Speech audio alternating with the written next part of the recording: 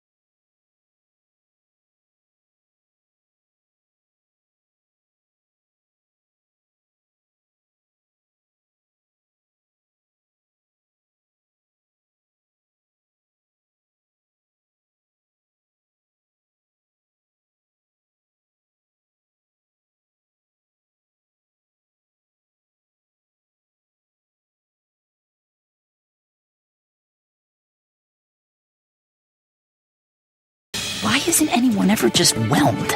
Hello, everyone. It's Rob here. A quick little edit into the show. You're getting ready to listen to Jay and I do a commentary track on Season 1, Episode 1 and Episode 2 of Young Justice. This was a couple weeks before Christmas when we did the first episode recording session, and we had all the intentions in the world of doing the second episode that following week, so when the episode came out, it would be right around Christmas time. And we make a couple references to Christmas, and then just like life and everything kind of got in the way, a couple of us had gotten sick, and by a couple of us, I mean me, so that kind of pushed the recording session back, and I was still dealing with it a little bit going into the first of the year. So we talk about Christmas and possibly New Year's plans and stuff like that, and then this episode is coming out in the latter part of January, so just so you know when this was recorded. So I just want to give a little preface to that, because there's a couple times we talk about Christmas and what our plans are and stuff like that, and you're going to be downloading the episode going, it's like January 29th here, guys. What are you talking about Christmas for? So that's why a little peek behind the curtain here, as I've done on the Drake, but I haven't had to do that here on this show. So anyway, I'm going to quit blathering here, and we will kick it over to Jay and myself as we get ready to do our first commentary track for the podcast. So this was a lot of fun. Hope you guys enjoy it. Here we go. 3, 2, 1. Young Justice. Recognize Beast Boy B19. Hello, everyone. Welcome to episode 13 of Everyone Loves Young Justice podcast. I'm Rob. And I'm Jay. And this podcast is brought to you and hosted by the BatmanUniverse.net. You can find us on all the social media outlets. We're on Twitter at ELYJ Podcast. We're on Facebook at Facebook.com/ELYJPod. And you can email into the show at ELYJPodcast.com. And if you listen to the show on iTunes, leave a review. That'll help spread the word of the show, and we will read your review on a future episode of the show. Jay, Merry Christmas, sir. Merry Christmas to you, Rob. So, because, well, just a little peek behind the curtain, everything's crazy for everyone. So we had this idea. I think we even talked about it on episode 12, which was a spliced episode. We got 2 episodes out of it. But we talked about bringing in the animated series version of Young Justice, which, you know, kind of spawned all these different versions of Young Justice. Not spawned, but you know what I mean. The comic book series came first, and so it was kind of really cool to be able to give us a break from having to do some homework, especially around the Christmas season. So this isn't technically a Christmas episode, but there is some snow briefly in the episode, so we're going to count it. But this is a nice little way to kind of round out the year for Jay and myself, just to come in and sit down and watch a couple episodes of Young Justice and kind of go through that way. And I've just got to ask, just since we're in like Christmas mode when this comes out, is your shopping done, or are you like me and did you order a bunch of stuff and you start looking at delivery dates going, oh boy, some of these may be New Year's gifts? Yeah, a little bit of both. We still have some gifts that we're going to go out and get later this afternoon. Pretty much everything I have to get for anybody, or that my wife and I were going to go in together, has either been ordered and delivered, or we're picking up later when we stop by a couple of stores. So I'm pretty much in the have everything done and in the clear now. Yeah. Nice. Yeah, I think I'm down to stocking stuffers and a few things like that. But there were some things I ordered that the delivery dates, like, come on, get a little closer to the 25th. Yeah. So somebody may be getting a package that just has a picture in it that says, hey, Christmas gets extended for you. I owe you one surprise at a later date. And I'll probably get the package in like July 3rd and go, what's this? Yeah. So if you at home have, now I do have, well, obviously if we have not said it, we're going to do the first episode, probably first one or two, depending on time-wise for us, of Young Justice Season 1. And this first episode originally, it's hard to believe that it originally debuted November 26th, 2010. Yeah. And there was a long period where we thought all we were going to get was 2 seasons of Young Justice, and then thanks to this wonderful service, DC Universe, we have now just recently, I shouldn't say recently, it's probably been a few months now, since episode, I'm getting things confused. Season 3 of Young Justice has wrapped up. So in the interim between seasons 2 and 3, I'd gone out and bought the DVDs because, the streaming service wasn't around. And I'm going to be watching it on the streaming service, and I believe, Jay, you're doing the same as well. I am, yes. But I bought these on DVD sets. The first season is broken up into 3 separate volumes, and each of the volumes only has 3 episodes on a disc, which is really bizarre. 2 discs, and but there's 3 episodes on each of the first volumes, and the second volume does do it all on one disc. So it was really kind of odd how they were breaking these out as little chunks back then, around 2000, probably 12 or 13 is when those finally came out. So it's nice to be able. And even then, the airing dates for a lot of these episodes were weird, because I'm pretty sure. Oh my gosh. At least the first episode that we're going to be talking about now, maybe even the second and third, came out in November of 2010, and then nothing for months. Right. Like, it didn't even return until later into 2011. Yeah, and this was back when you had a show like this on the air, you had to have toys to tie in. And Jay, you will probably not be shocked by this. Did Rob Myers buy the Young Justice action figures, 6-inch and 3 3/4-inch lines? Why, yes, he did. Of course. Did he complete the Young Justice Collect and Connect Hall of Justice? Yes, he did. Was it incredibly hard to find the few last figures to complete this thing? Yes, it was. And that was the odd thing about Young Justice, that they were like, well, the toys aren't selling, and so we're just going to cancel the series. And on the cliffhanger that was left with season 2 of going, well, you just introduced Darkseid, and there's a couple of things of some other members of Young Justice that had died, like Wally, and that's it. Spoilers if you haven't watched season 2. But we would have to wait till 2019. Actually, was it 2018 or 2019, I believe? Probably 2018 is when. Yeah, I think it kicked off in later. I don't know. It was sometime in 2018, like right after, or no, wait, was it? I think it was early 2019. I think it kicked off like right around January this year. Yeah, that's right. January 4th, 2019. If I would have just read a little bit farther ahead, I could have could have read that.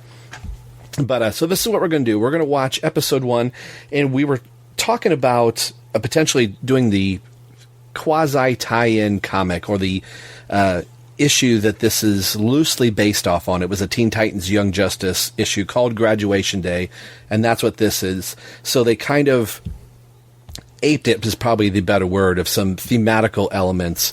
But for the comic book series, this is where Young Justice officially transitioned over to Jeff Johns' Teen Titans run. So this is, if you were wanting to know, hey, why did they drop, Young Justice? Well, this happens to be the crossover, if you're reading that book. But this takes some notes from it, and then, like you'll find out as we probably slowly go through some of these episodes, you'll see, where they drastically put their own foot forward. And I love the Young Justice universe, and I'm so happy to have the show back. So let's just quit talking amongst ourselves. If you've got this, we are starting at the 00 mark. Like I said, Jay and I are watching it through the DC Universe app. If you happen to have these still saved on your hard drive, or you have the DVDs, put them in, you should be able to sync them up with us.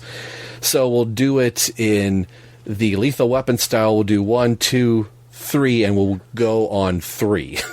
Sounds good. So, all right, here we go. 1, 2, 3. And your Warner Brothers logo should be up, and you should have your Warner Brothers ball cap. I like that Warner Brothers logo, that kind of dusty fade into the logo with a black background. It's cool. Oh, yeah. Grilling some hamburgers here. I'm getting hungry. Right?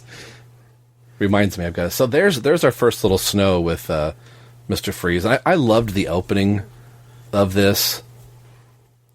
Yeah, I thought it was a fun idea to get a bunch of similarly themed villains to kind of kick everything off, to tie everyone together, because Batman and the Flash and even Superman all have cold and ice and snow themed villains. So this is a good way to get all the characters to kind of thematically connect before they even become a team.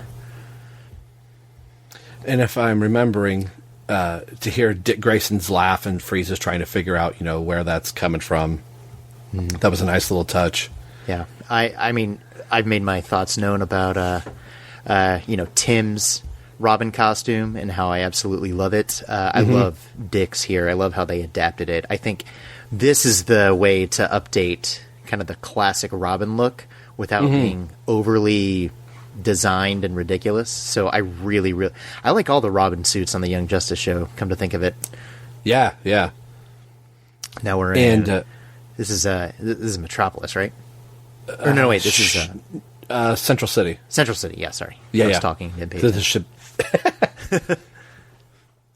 No, this is a Star City. Oh, yeah. Sorry, yeah, this is Green Arrow and Speedy.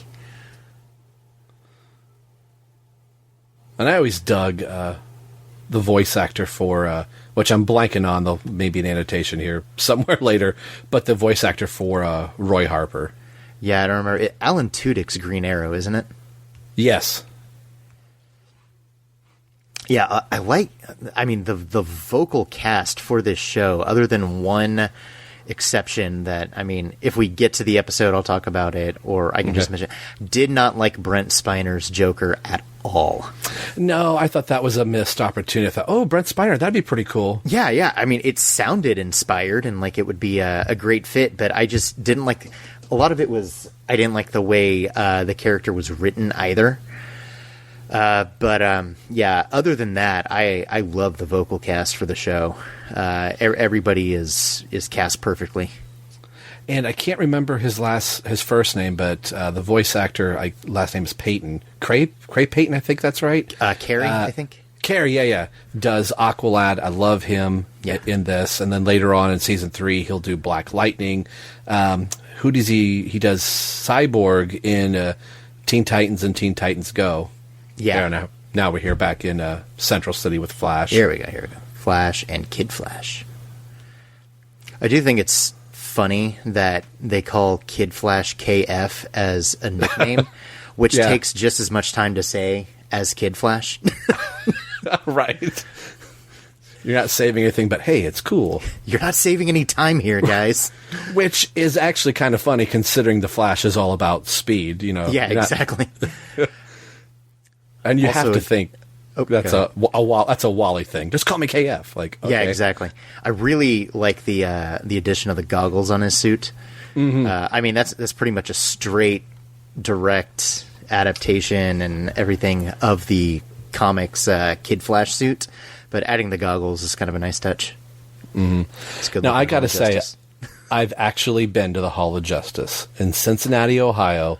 The Union Train Terminal is where one of the creators for the Super Friends way back in the 80s got the idea to do. Here's the opening of Young Justice. I love the theme song and just the different variations through this theme.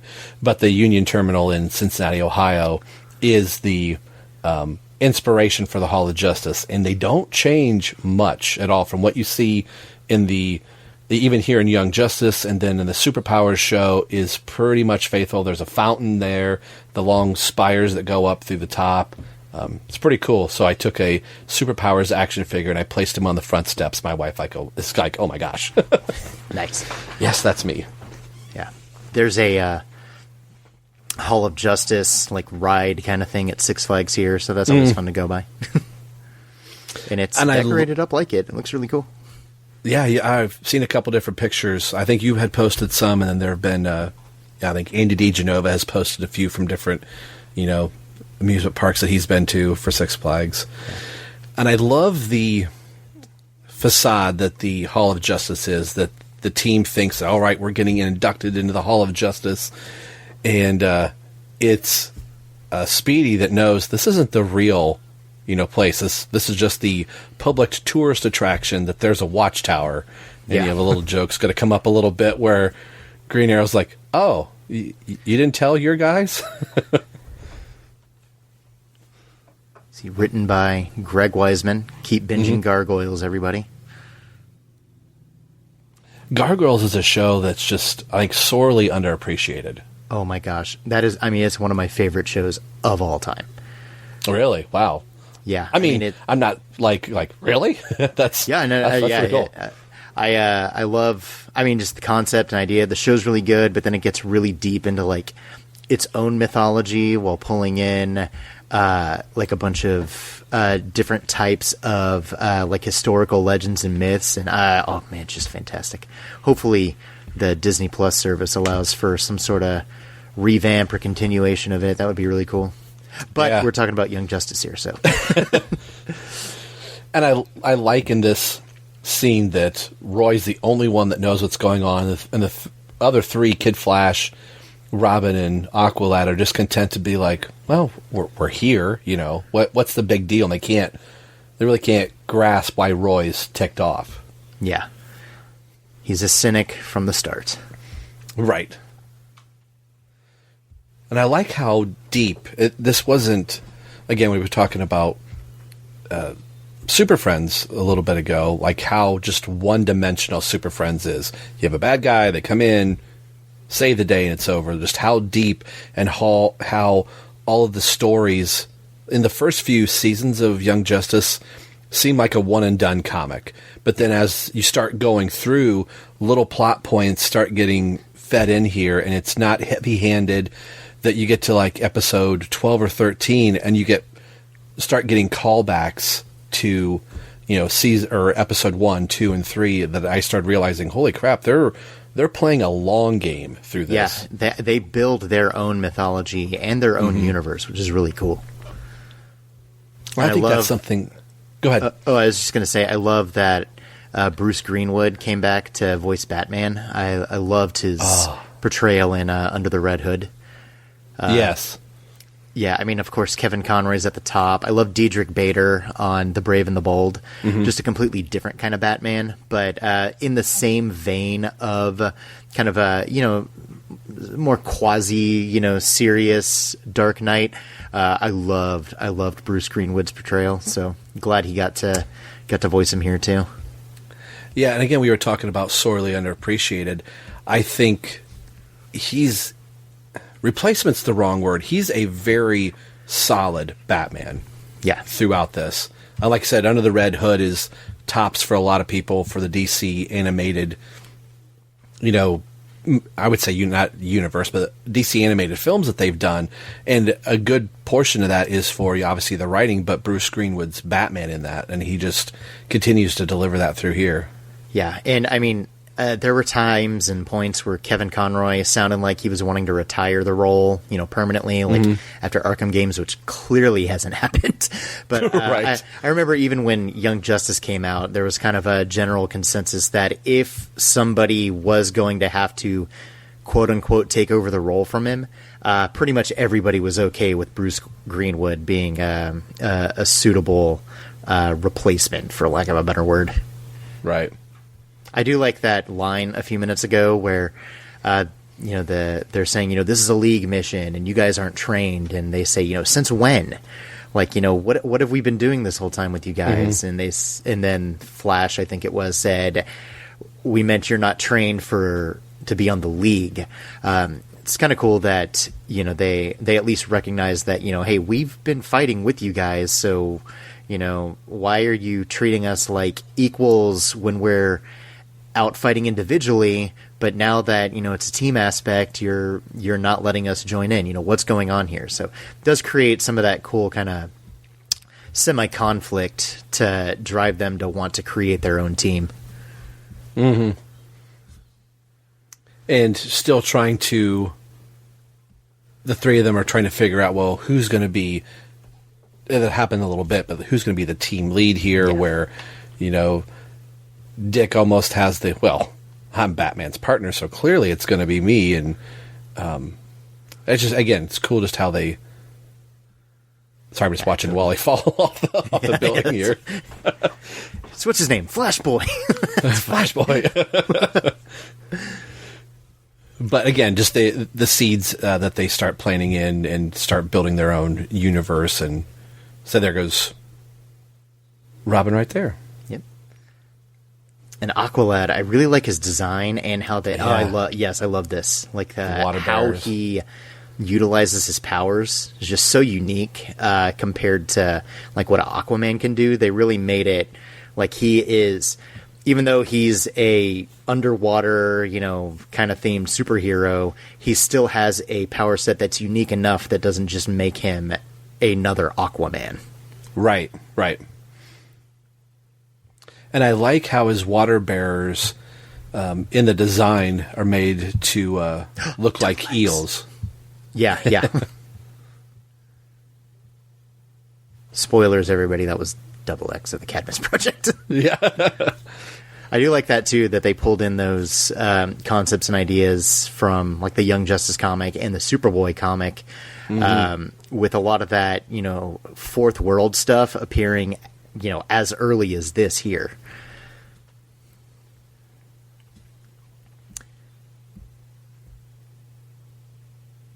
It's always fun with characters going down really long elevator shafts. I don't know what it is. Yeah. Even little Star Trek elevator shaft in the Undiscovered Country. I don't know why I like that scene. I always think it's funny. That's funny. I don't even remember that. Like Robin hacking it, and whenever he does, his icon turns from an aggravated face to a smiley face. That's funny.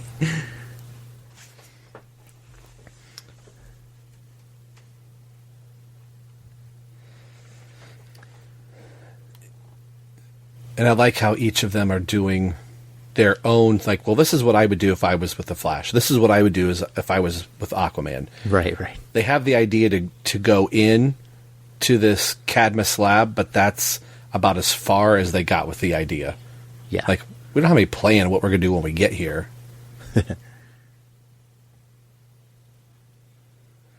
I do remember watching this. Yeah, nothing odd at all. Do you remember watching this going, oh, that really should be Tim Drake? But I think by episode 3 or 4, they really won me over of going, all right, maybe eventually we'll see Tim. Yeah, I mean, I'm in the same boat. pretty much for all that. I do like that it gives Dick time to grow, especially with all the time jumps that they take over the series. So he can go from Robin to Nightwing and growing as a character himself. So, in retrospect, I definitely appreciate it. Yeah, this was a moment seeing Guardian walk in the room. I'm like, holy crap, we've got Guardian in an animated show. Like, even in episode 1, I thought, okay, I wonder how deep we're going to go. Yeah. Sub-level 26 at the very least, which is where we are right now. Right, yeah, right. But yeah, Guardian, I like Guardian. He's just a fun character. There, like I said, there's Double X right behind him. And, I like the little blockbuster vials that they have. That was a fun little piece of foreshadowing there for what they're trying to do here. Intense music. And I don't I had downloaded at one point. I think my iTunes had crashed at one point and I lost some music, but I used to have season 1, the 2 discs music for it, and I would put it into podcast episodes. The music for this, to try and get it now, you can't get it through iTunes anymore. The discs themselves, if I was looking at a eBay auction, are $50 a disc. So Jeez. Warner Brothers, like Tower Music Division, did not make many copies or produce many copies of it. So these are kind of highly sought after in the Young Justice fan community. So if you have these discs, hold on to them. You could probably pay your first month's rent with with the 4 discs that make up the first 2 seasons. It's kind of fun that he actually pulled out a USB cable from his glove. I mean, he learns from Batman. Always come prepared. Yeah. Project KR.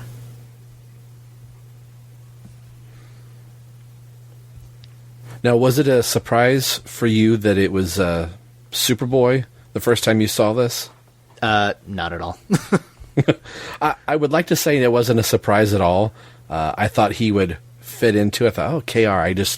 I really wasn't. I think I was more engrossed in the show. I thought, Superboy. And then as I started going back through the first episode, I was like, oh, yeah, that should have been telegraphed to me a lot easier. I think I was just so taken aback by this at the time. And it was really hard to know when the show was coming out because it'd be on in the mornings, it may be on in the evening. So it got a little sketchy towards the tail end of its Cartoon Network run. They say that it was, low toy sales that doomed it, but like a lot of Cartoon Network shows or animated shows in general, it was an erratic broadcast schedule that probably factored into it just as much, if not more than anything, because so many shows will be strong and develop really, really big fan bases, but they air it at 11 o'clock at night. I think that's what happened with Beware the Batman, which was actually a pretty good show. It just wasn't given a fair shot because it never had a consistent schedule. Sublevel 52. It's always 52. 52. Yeah. I won't necessarily say that when they said Project KR, I definitely knew what it was, but I mean, for the whole episode, I was waiting for Superboy, so it was more of a, oh yeah, this must be, where they're getting Superboy, like right about the time that they got here, so I misunderstood what you were asking a few minutes ago.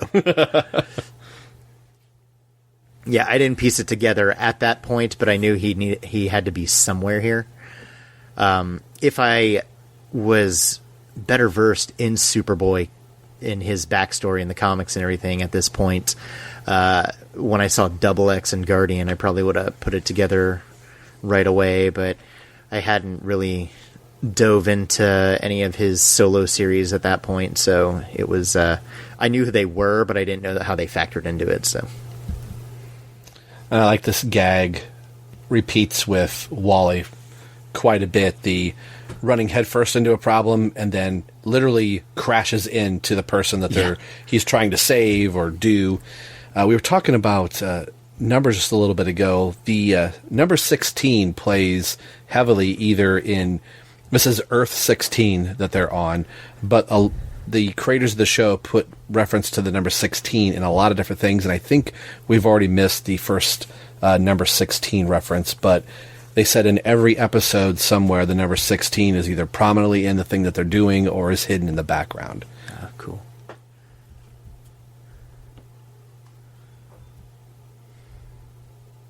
Well, this was speaking of toys, this was a cool thing to pick up the Superboy in this cloning chamber. I got it from, it was the San Diego Comic-Con back in 2010 for this, but I found it in an Ollie's, probably 5 or 6 years ago as an overflow.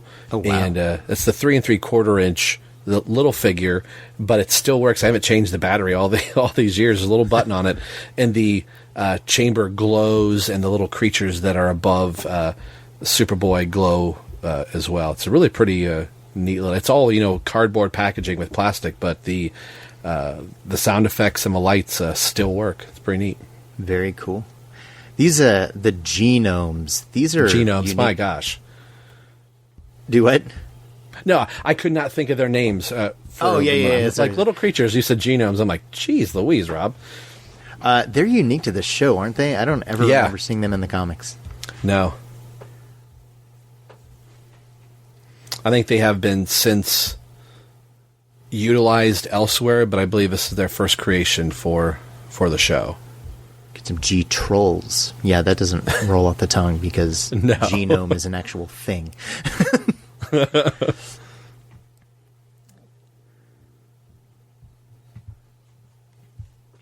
one of the things I like too is they explained Connor's solar radiation absorption suit thing just a few minutes ago. That is one thing that I liked about the show, how he was trying to deal with how to utilize his powers, and Luthor tempting him with like those patches he gets at one point, and like his struggle, his story is really, really interesting on the show. I like how they handle him. And I take it you've watched season 2 of Titans. Yeah. This is almost, I had forgotten about this scene. This is almost kind of like Superboy getting out of his stasis chamber in the Titans TV series, where he kind of goes a little ballistic and where he took down a whole bunch of guards.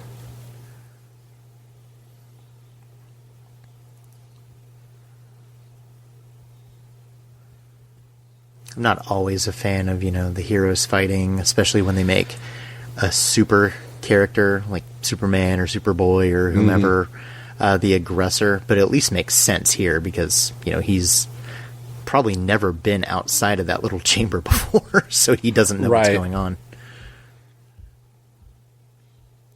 So did you watch this when it originally aired? Yeah. The original airing?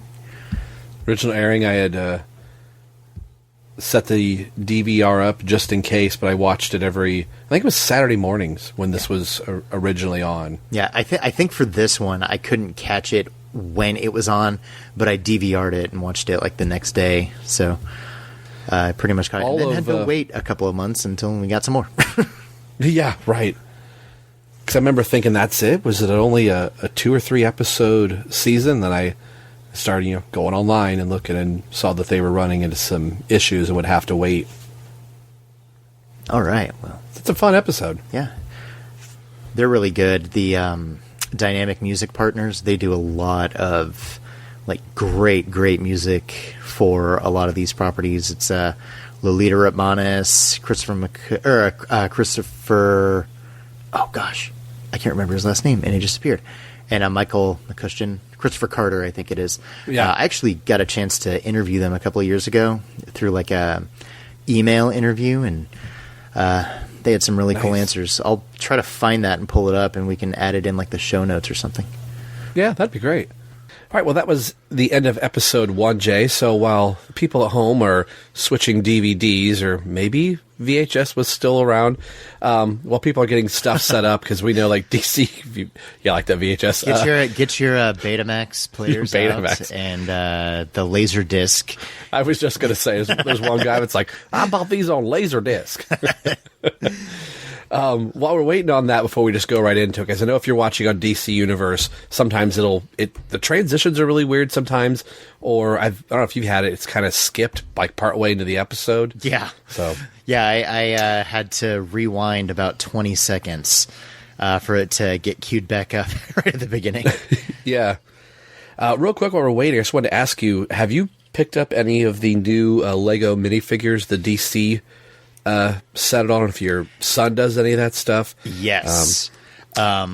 We like the new wave with like Batmite and Hook Hand Aquaman. Yes.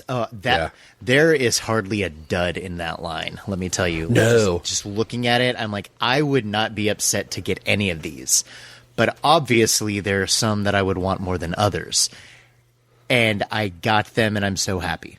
I found a Mr. Miracle. Oh, nice. That was one I was looking for. Haven't got him yet. And a Metamorpho. Those were like, ooh, those were the two that I was like, if I'm only going to get like one or two of these figures, I want those. And I like did the, rub the packages to see if I can figure it. Yep. I spent like 20 minutes trying to find it, and I thought I did. I got three. I got those two, and then another one that I thought was Batmite, but it wasn't. I think it was Bumblebee, which was still a pretty cool figure.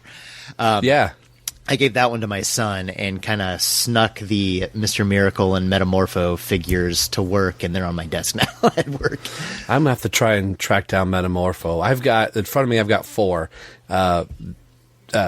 Detective Comics 38 Batman. Oh, yeah, that's so cool. You can really feel his ears because they're so, big. And Aquaman. With the Bumblebee one, I thought that was either going to be Batman or Batmite, because she has like the little pom-poms on her head that kind of protrude out. So I thought it was the ears, but it was Bumblebee. But that's still pretty cool. And I've got Hook Hand Aquaman. I felt his hair, and I was like, that could be Huntress or could be Aquaman. So they say you could like feel for the fish, but there was the hair that I kept feeling in the package. I've got Stargirl, and then I picked up Bumblebee last night. Nice. I didn't check anything for Bumblebee. I just reached in, grabbed it. I thought, I don't care who I get, but I didn't want to spend the time to sit there to try to figure out. But at least want to get Mr. Miracle and Metamorpho. What was Metamorpho's like? It sounds weird to say. Like, what did you have to feel like? Okay, it's this because he has a like an attachable larger fist that like fits over his left hand, and I could feel around to feel like the grooves for like the fingers on that, and then the gap where like his thumb and his pointer finger were kind of at an angle to each other. That's nice. That's how I managed to figure that out. Mr. Miracle was tougher because he has a lot of pieces, but none of them really stick out an awful lot. The thing that I managed to the thing that really helped determine it was him was he comes with like a chain, and I felt that, and I think there's another figure that has a similar accessory, so it could have been them as well, but it was definitely Mr. Miracle. What also helps on his is the chain, and I think even the little handcuff accessories that he comes with are in another plastic baggie inside the bag. So so you can feel kind of the puffiness of an extra bag in there. That's how Batman was too. His cape and his basically grapnel line, which almost kind of feels like a chain. Both of those come in another plastic baggie. So they said there were 3 figures that were plastic baggie. And when you said Mr. Miracle, he was that one, and then Superman also because of his cape. Yeah. So like the ones that I really want now are Hook Hand Aquaman. That Stargirl looks really good too. I want that. I want that one. And then Batmite would be a lot of fun. And the Detective 27 Batman looks really cool too. Yeah, it's one of those things that like, even though I don't, I'm not like in love with that costume. Just what that costume means, the fact that it was the first Batman costume, that's what makes it cool. Another little sort of tangent. Before Christmas, we saw that Imaginext actually has a new line of little Yeah, there we go. Yeah, listeners, Rob just sent me the Stargirl and Hookhand Aquaman. Oh, you have Stargirl on the little flight thingy, like the jump peg or whatever, or something. When I opened that, I was like, "What in the world is this? What is That's this?" what I thought too. But then I saw somebody call them like jump pegs or something like that. And I was like, "Oh, okay, cool." I'm trying to find mine real quick here. I thought I took pictures of them, but maybe not. But Imagine Next, they do a lot of really cool, DC Comics inspired sets, and some of them are really obscure too. Like some of the characters that they use. I guess they came out with a new line of Batman figures. It's like a 5-piece line that it has a famous Batman comic cover and then a figure based on that. So I got it's like a Green Lantern Batman. Mm-hmm. There's a Asbats. Yes, there you go. You got those two. Jay is just checking his phone again. Yes. Actually, those are the two that I got for myself. We got my son all 5 for Christmas, and I was like, okay, I need the Detective 27 and the Asbats one for myself. Same here. So those are the ones that I got too. But yeah, those are really, really cool figures, and I'm glad that they went with something, a little weird and off the beaten path for that. So that's a lot of fun. And we are going to watch a second episode. Yes, folks. we are. One more thing. They had solicited those like really early in the year, probably right around Toy Fair, which is like January, February of 2018. And I constantly kept going to the Imaginext aisle looking for it. And then here to find out it was in the like middle aisle of Walmart with all the, at least my Walmart was, with all the Christmas stuff in like a little bin. I was like, I've literally been waiting for these for 12 months and I don't even care. Yeah. I had no idea we were coming. We were just at Walmart like late one night after my wife's work had a Christmas party, and we went to Walmart to just pick up a couple of things, and happened to see those in like a cardboard bin in the middle aisle, like you said. Yep. And I was like, holy crap, we need to get like all of these. But especially these, and also these are for me as well. So put these in my stocking. I just shot you, Mr. Miracle and Metamorpho. I finally found the picture. Oh, nice. And I had, I liked them enough that I bought 2 of those.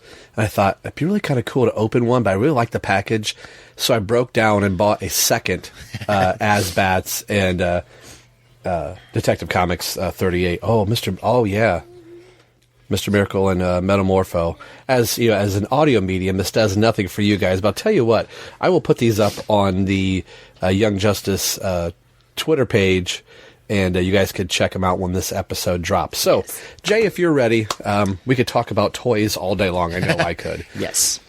Which is really hard for an audio medium. So, which is also really hard that we're doing a commentary track. But hey, I enjoy doing these. Yeah, so if you're ready at home with your Betamax, your Laserdisc, or whatever, Jay and I believe, are both queued up at 000. On DC Universe is what we're watching on, if that's how you're watching at home. So if not, I could just barely see the Warner Brothers logo starting to get bigger. It's about halfway. So you should be able to catch up with this fairly easy. So we'll do this Lethal Weapon style like we did before. We'll go 1, 2, 3. On 3, we will press play. All right. So here we go. 1, 2, 3. There should be the Warner Brothers logo. All right. Fading in. I like that logo.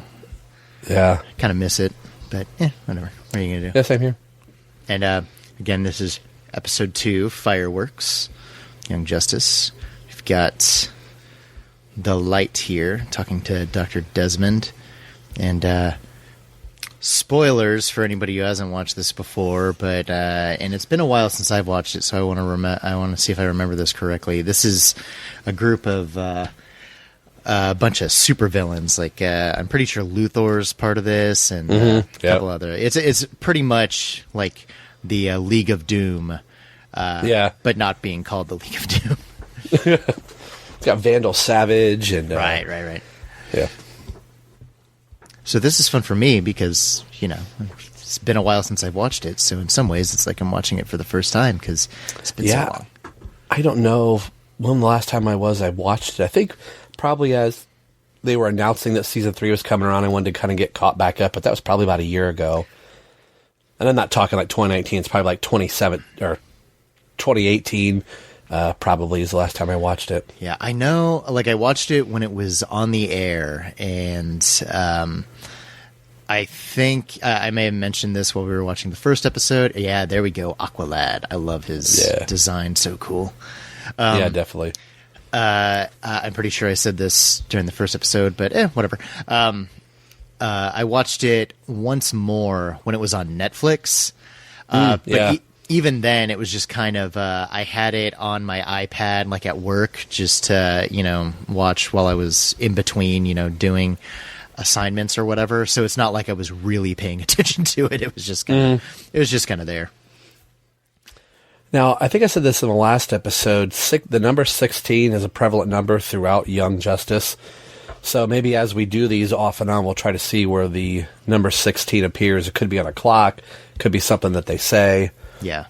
It's kind of where they're in jokes. It's Earth 16 is where this takes place. If you know your 52 Earths. Yeah. Something I wanted to ask you, what do you think of the Guardian as a character? I like the character. I'm not 100. Maybe not necessarily here, just in DC as a whole. I mean, I like the idea of him. I don't know what it is, but guys with like really big shields, I think are kind of cool. Like Captain America. Taskmaster He's all right. is really cool. But I mean, something about Guardian. In comics, especially for a while at least, he was kind of a like a Silver Age novelty that still fit in with modern comics. It was just kind of a nice throwback character. I know that like recently, I'm not even entirely sure what anyone's done with him. I don't remember the last time I saw him in a comic, and I on the Supergirl show, Jimmy Olsen became the Guardian, which, like, in theory could have been a good idea. I just don't think that it worked out very well. No, I don't think it translated well. And that I think Win, and now we're getting a Supergirl kick in Young Justice as the team is trying to break out of the genome capsules. I mean, this is mostly exposition, so it's okay. It's okay. But I've always said that Win and Jimmy should have been flip-flopped. Like, you could have had Win, like, to switch the characters, because I thought the guy that played Win he probably should have been the Jimmy Olsen character. He was more of a Jimmy Olsen than James Olsen was. And I liked the guy in the role, and I liked his performance and how they, like, wrote him. But it's like... even Barry on The Flash. He's not 100% what I would think of as Barry Allen, but he's still good in the role, and I like how he plays it. Mm-hmm. But I mean, overall, Guardian. I mean, I like the guy. I wouldn't go pick up like a 6-issue miniseries just about him, but I like him as a supporting player. Yeah, same here. He's kind of a jerk in this show, if I remember correctly. So I really like him here.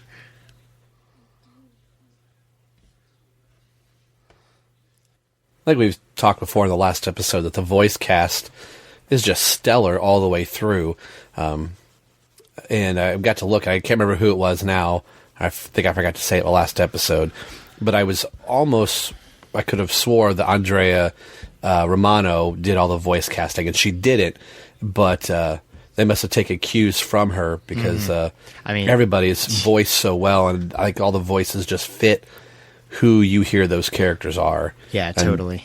And the main four here in Superboy, Robin, and Kid Flash, and Aqualad, I think are just 10s all the way through. And I really like...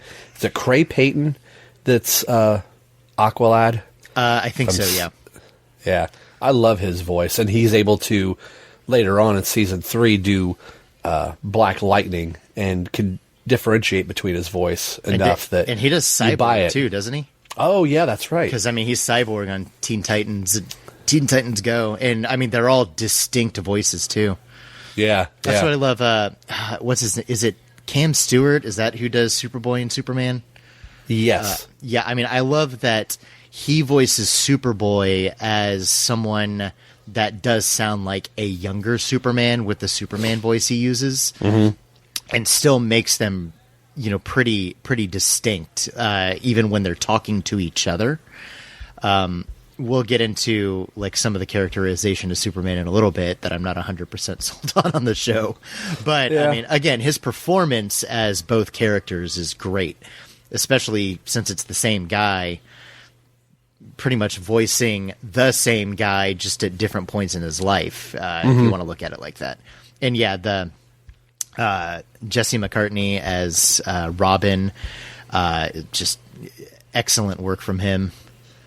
And even the way he's able to later on pull off his Nightwing voice, because it sounds very much like teeny bopper Jesse McCarthy, singing his songs on MTV, and then later on can pull off that really adult voice. I'm sure he's probably close to 30 now, but still. Yeah.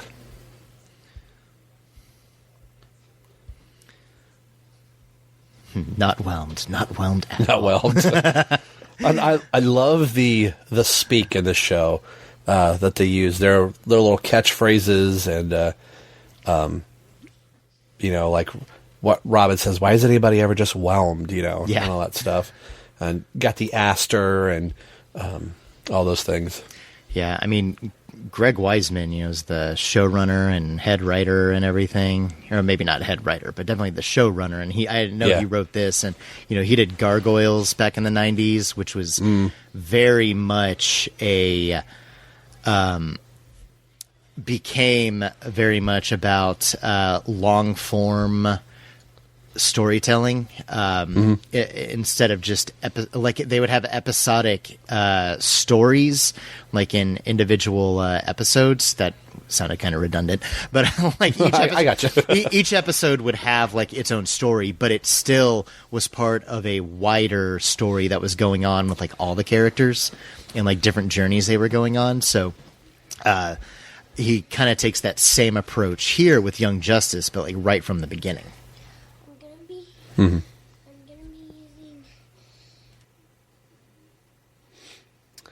That was interesting there where Superboy is trying to figure out if he can fly and can definitely leap, but if Superman can fly, why can't I?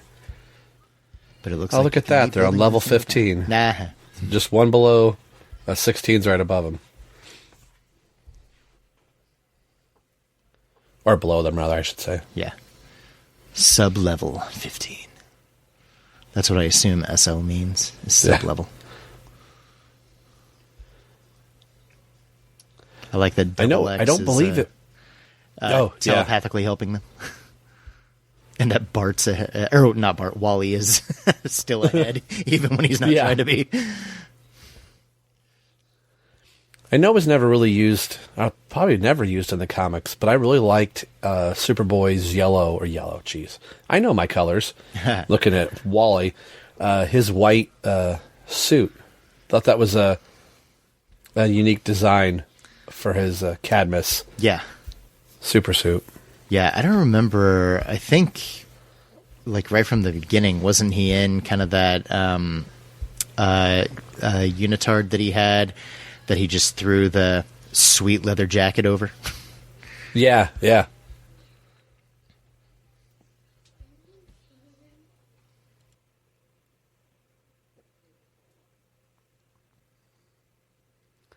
That's a cool little accessory I bought.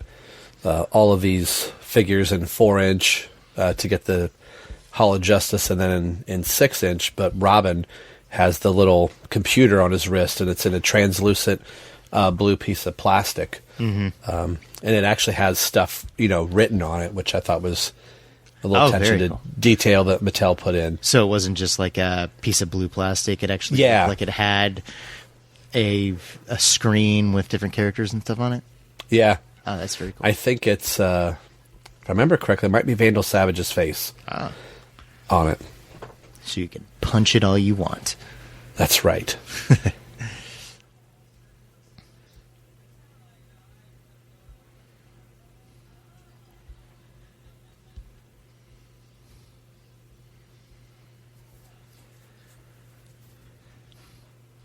It's kind of cool showing even Aqualad's strength right there. That even though they're not able to get the door open, I mean, he's still, before Superboy came on, he was still, the powerhouse of the team.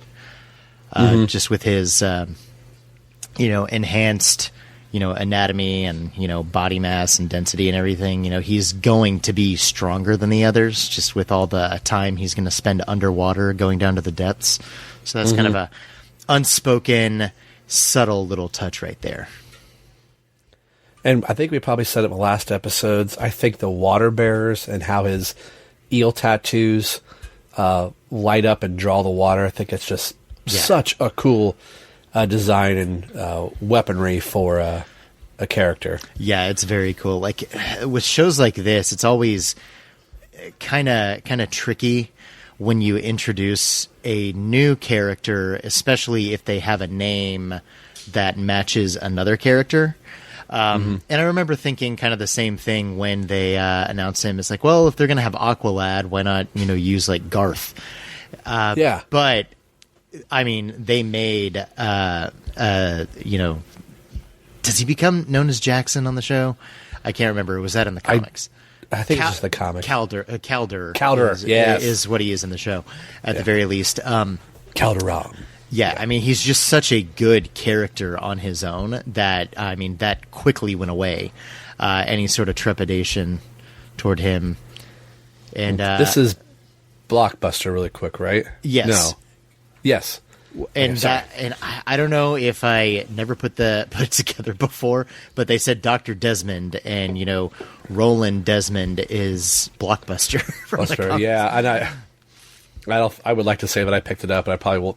It was at least the third time I've seen this, and until you said that right there, I was like, dang it. To be fair, I don't remember if Roland Desmond was actually a scientist in the comics, and I know Blockbuster does not look like that. No. Comics. So you'd be forgiven. There are actually two Blockbusters. I think the original was Roland Desmond's brother, and then Roland Desmond became Blockbuster after that, but it's been a while. Read all those comics, and then stuff kind of starts sticking together. Yeah.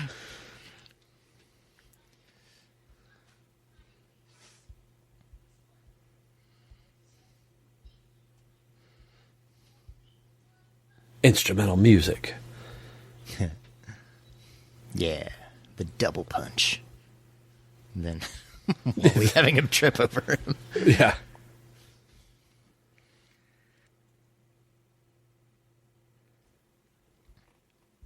I remember by this point in the episode, the first time I watched it, I love his hammer that he has. Yeah, that mace right there. looks so cool. Mace, oh yeah. But thinking this is going to be a very action-packed episode, but then you would get some episodes where there's not much action at all, and it's really story-driven. So,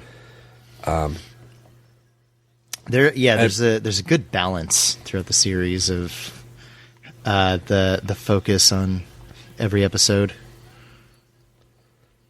For the most part, sometimes it kind of some of the story does kind of drag out a little bit, but still good. That was a load-bearing pillar. I just love that Robin calls him KF. Yeah, which again does not take any less time to say than Kid Flash. Right.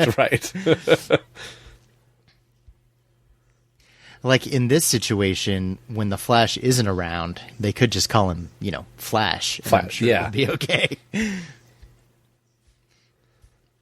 I just think it's funny that the three of them are looking at Robin's computer screen while poor Bart is just running for all that he's worth out there. Yeah. Till Robin could figure out, where they need to be. X marks the spot, guys.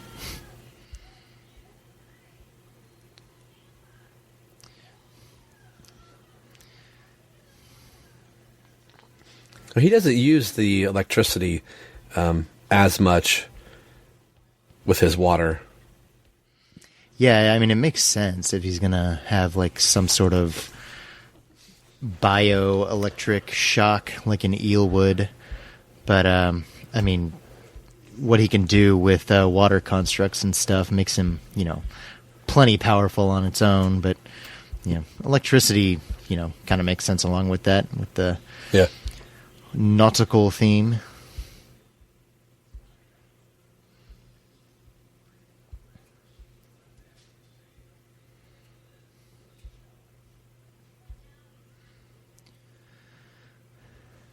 I was about to say, I like how everybody's costumes are shredded except Robin's, but then he moved his arm. Yeah. I was just thinking the same thing. I'm like, well, of course, that'd be the Batman thing to do. But yeah, his shoulders showing there. I mean, Calder's isn't. And here comes Superman. This is a pretty cool scene, especially with some of the interesting leaguers that they put in with it. Because you got, the Superman and Batman and... Aquaman, Wonder Woman, everyone you would expect. But then, there's Captain Marvel and Red Tornado and Zatara. Yeah. I saw Zatara and I was like, holy... Captain Atom. Yeah. Hawkman. Hawkgirl. Yeah. And my least favorite Green Lantern. And one of my favorite Green Lanterns.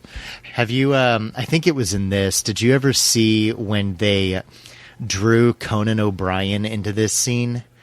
Yes. Yeah, he met with the animators and they came up with the flaming sea, and he had like ski goggles and like a high mitt and stuff. Yeah. So funny. and like an oven mitt on the other hand. Yeah, that was hilarious. That was good stuff. Bruce Greenwood is Batman. I love his Batman voice. Yeah, he's like I said, I think we've discussed this before. I don't know. I think that he is the next best thing to a Kevin Conroy Batman as you're going to get without Kevin Conroy. Because he has that same kind of, gruffness. But it doesn't sound like he's just doing a Kevin Conroy impersonation. He still has his own characterization, his own, like an actual... his own performance he's putting in rather than an imitation.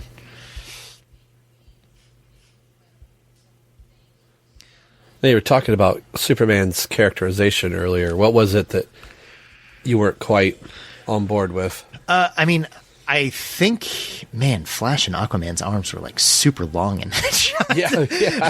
I just noticed right before you started talking, I'm like, good Lord, he can stretch his knees. I mean, it's an interesting idea that, pretty much if you look at it, Superman is kind of like a father in a way because of, Superboy being created from his DNA and having him be, apprehensive toward that and, not sure how he should react is a good idea.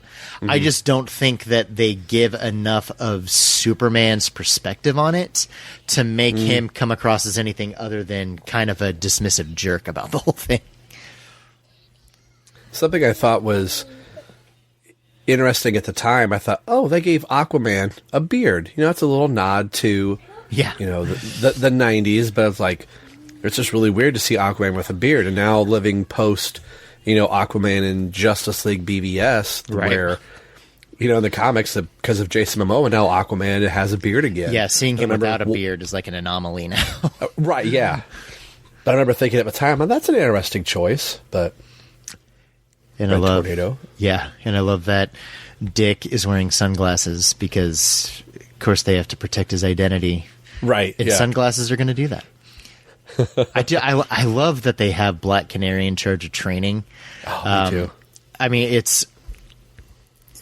I'm sure that, in the DC universe, they're better, maybe, say, well, why not get like Richard Dragon or someone like that? It's like, which, you could, but, Black Canary is an established member of the Justice League. She's a recognizable character and she's a great street level fighter.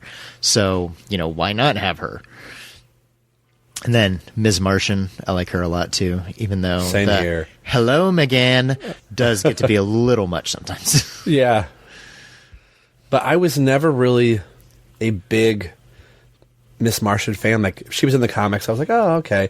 But this show really made me like the character. Mm-hmm. So this is kind of like just it's my really only point of view is the wrong word. My only like into who the character is, and I kind of like this version of her. And I mean, going into, later on, like her backstory and everything makes her even more relatable and much more of a sympathetic character, going against what her nature, people deem her nature should be as a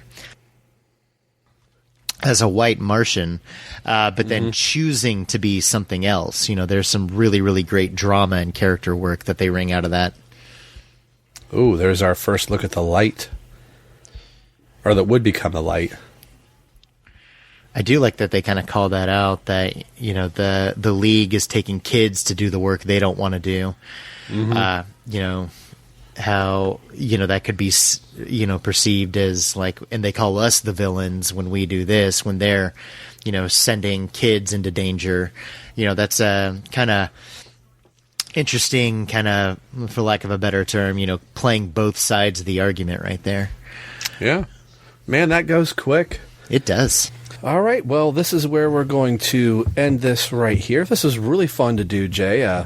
You had the idea for doing this, and I think this will be fun. I don't know if every episode is going to be like this on the show, but it's going to be nice to be able to kind of bounce back and forth between the comics, and then this is a nice little breather, and it's easy homework for us. We get to sit back and watch a really great cartoon series. Yeah, what I'm really struck by, watching it here, because I think I've watched the show twice in its entirety, but it's been a couple of years. I haven't watched, other than season 3, the Outsiders season. Mm-hmm. I haven't actually watched seasons 1 and 2 since it was on Netflix a couple of years ago, when I gave it like another watch through then. The animation is really strong. The character designs are really cool too. As the show goes on, there are some character designs that I'm not as big a fan of, but like Robin looks great. Kid Flash looks literally like he ran off the page. Right. Aqualad, the character they created out of whole cloth there. He has a really cool design and is a really cool character. And the voice acting is great and everything. I'm glad we're going back and diving in to watch this show. Yeah. So hopefully you enjoyed this episode on your way to Grandma's for Christmas. And it's probably kind of hard to watch if you're driving, but if not, hopefully this was entertaining as well. Maybe you'll go back and watch along with us. So this is where we're going to end this episode. On the behalf of Jay, this is Rob. You've been listening to the BatmanUniverse.net, and more importantly, you're listening to Everyone Loves Young Justice. Thanks for listening to Everyone Loves Young Justice podcast. We are part of the BatmanUniverse.net podcasting network. If you would like to get a hold of us, you can do so a few different ways. We are on Twitter at ELYJ Podcast. We are also on Facebook at www.facebook.com/ELYJpod. You can email into the show at elyjpodcast@yahoo.com, and we will read your comments on the air. If you listen to the show on iTunes, leave a review there. That will help spread the word of the show, and we will read your review as well. Now, if your mode has been crashed, or if you feel a bit whelmed by this show, no infringement was intended. All music and sound clips belong to their respective copyright holders. These are just to illustrate and enhance your listening experience. No coinage is, was, or will be made by this show. Our wives said so. All characters discussed on the show belong to DC Comics. The opinions on this show belong to the two chatterboxes alone. Not that anyone else does, but if you want your voice heard, let us know why everyone loves Young Justice.